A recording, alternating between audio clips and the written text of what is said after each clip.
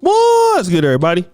It's your boy, O'Shea Duke Jackson, back at it again with another episode of the Celebrity Junk. So those of you who are familiar with Anthony Anderson, he is a comedian. I know some of you brothers may like him. Some of you brothers may not like him. But he's from the great city of Compton. I was born in Linwood. I was raised partly in Compton. I went to Compton College for a while. Again, I have a lot of respect for what the brother Anthony Anderson has been able to achieve in his career.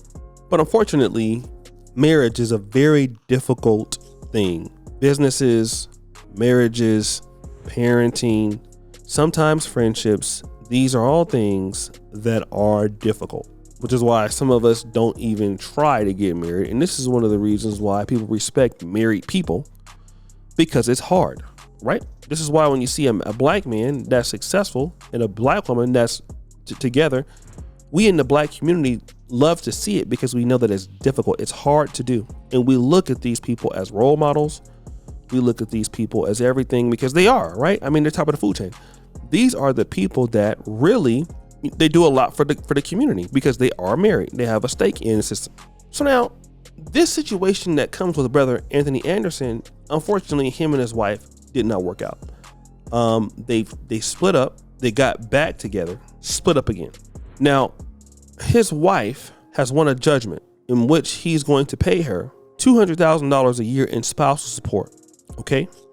Now, his income is about $2 million a year.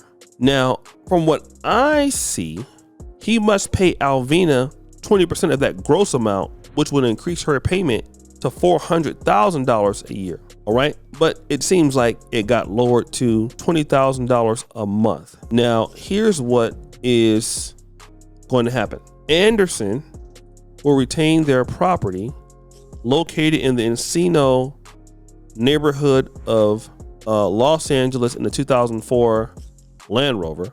Alvina will keep a 2022 Mazda in their home in Houston, which is the house that he paid for. Okay. Now, after which they have kids together. And so she's been probably a housewife this whole entire time. And so she's going to leave with that and the $20,000 a month. The kids are grown. She'll be dating somebody else, sleeping with probably somebody else, and that $20,000 a month will be going to her. The question is that fair?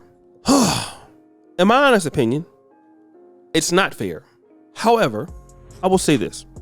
If this woman somehow contributed in this man's life, it's 22 years, I believe he was with her before he got even famous and all that. And if she was living a lifestyle in which she sacrificed her career to be with him and it didn't work out, I mean, it's a sketchy thing because again, this is what you signed up for. I don't know if there's a prenup and like he's paying attorney fees. So I don't know really all the ins and outs of this. But what I will tell you is for most men, it's not worth it. $20,000 a month can get you a nice company anywhere in Africa. It can get you a farm. It can get you a lot of stuff. I mean, she's moving on anyway. You're no longer together. If you're going to give her the house, you're going to give her something. But for me to keep taking care of you because we're no longer together and we're like, I'm taking care of you after I don't have you. I just don't get that part. I don't get the part. You know, I think that let the new guy take care of you. That's how I will look at it. But again, I don't know all of which happened with their agreement. But most guys just don't like that either. Even Stephen A. Smith, which is what I'm going to be dealing with pretty soon, he attests to that. It is severely unfair to most men who are wealthy. You know, you're doing the majority of the work. And again, I don't know all of it, but you're busting your ass every day. You're getting up doing X, Y, and Z. You're doing this. You're doing that. Here's this person telling you that, you know what? I don't want to be with you anymore. But everything that I have that you actually worked for, I want half of it. And as I'm dating somebody else who probably won't do nothing for me, you need to pay for it. This is why prenups are important. No, I don't want to pay for you over here getting clapped up and your cheeks smashed up by somebody else because, you know, you just don't want to be with me no more. And it's unfair. Like, just think about it. You're making 20 grand a month for her. A month. $200,000 a year. She does nothing. The kids are grown. Okay? But that's the reality. It could have been a relationship where he caught her cheating or everything and then paying the attorney fees. So if you're a guy like that and you built your life up like this, let me ask you, do you want to get married now? What would be, I just want to know, for those who think I'm a hater, what would be the outcome if this is what you wanted to do? What would be the outcome of such a marriage?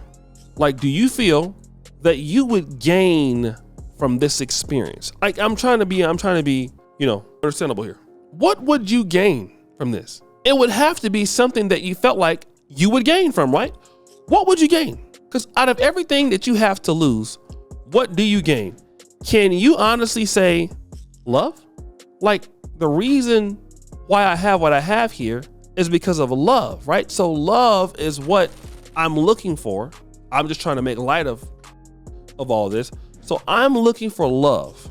This is what I'm looking for. Love, right? So I have this love. And then there's going to come a time where that love is not going to be there as strong, which is for sure. That love is not going to be there. Now, when that love is not there anymore, then the question is what?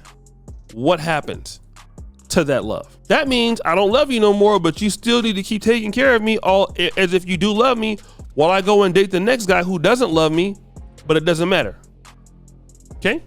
And is it worth it? Is it? I don't know. Because this person can wake up any day of the week and say, I don't like you anymore. You know? Forget the time you're with me.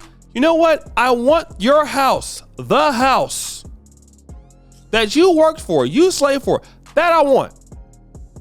I wasn't there when you was doing it, but somehow I was your wife. It was your ingenuity. Wasn't mine. But it doesn't matter. I want half. Give it to me. What then do you say to that experience? And that is something that a lot of guys just they can't make light of that. So guys, what do you think? It's your boy O'Shea Duke Jackson, back at it again with another episode of The Celebrity Junk. Appreciate you for all you do, subscribe to the bell. We're out.